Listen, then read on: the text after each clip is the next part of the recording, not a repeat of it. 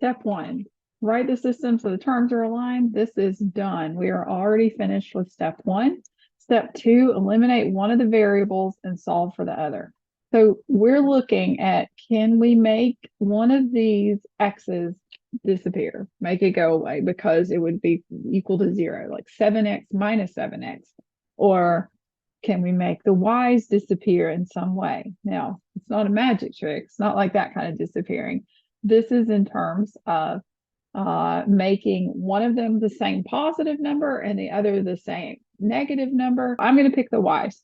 I want to make the y's equal to the same number, and one's positive and one's negative. So if they're right now, forget about the negatives, they're at 5 and 3. The smallest thing that those have in common is 15. 5 times 3 is 15, and 3 times 5 is 15. And so if I can make one of them positive 15y and one of them is negative 15y, then I can get the solution to the system. All right, so let's take a look at how we're going to do that. We're going to multiply the top by, let's multiply by 3. And so I'm going to get 3 times 7x is 21x. 3 times negative 5y is negative 15y. And 3 times 14 is 4 times 3 is 12. Plus 1, carry 2, I'm just kidding, 42. Okay, now we're going to multiply the bottom number so that we get a positive 15y here, right? I want this to be 0. I want that to go away. So how do I get a positive 15 if I have a negative 3 right now? I need to multiply by a negative 5. Negative 5 times negative 3y is going to give me positive 15y. So let's do the rest. Negative 10x. And then negative 20. Now, pause for just a moment because it's getting tough. It's getting confusing. You may even have to like back up and watch some of that again. But instead of I can't do this, which is what is so easy to go into our brains, right now is that moment when you got to check your mindset and be like, I can do challenging things. Think about things that you can do today that you couldn't do a year ago or 5 years ago, not in math, in any part of your life, right? There are things that you've learned how to do that are easy for you now that would have been impossible for you to do when you were 2 years old or 5 years old or 10 or whatever. So you can do challenging things. This is one of them. This is not easy.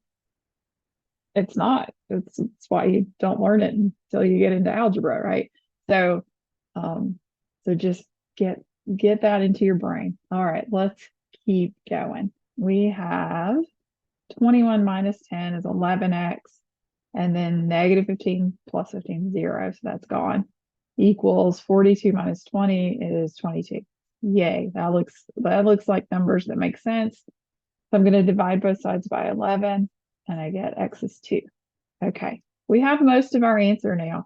We have eliminated one of the variables and solved for the other. So the first part of our answer is x is 2. We know that we're writing an xy coordinate for our solution. So we just need to figure out what y equals. So step 3, substitute the value of the variable into one of those original equations. Solve for the other one. So let's choose, you can plug into either one. This has smaller numbers, so I'm going to go with that. We could plug into the top one. We would still get the same answer. It would be okay. So I'm going to go here and go, okay, 2x minus 3y equals 4. And I put parentheses where x is going to go because I'm going to substitute. I'm going to plug in that value. So x is 2, so I put in a 2. Okay, so 2 times 2 is 4. Bring everything down. Let's subtract 4 from both sides. 4 minus 4 is 0. Negative 3y equals 4 minus 4 is 0. That's a little scary sometimes when we get 0, but that's okay. Let's see what this equals. This means we would divide by negative 3, and 0 divided by anything is 0. So the solution to this system, positive 2, 0.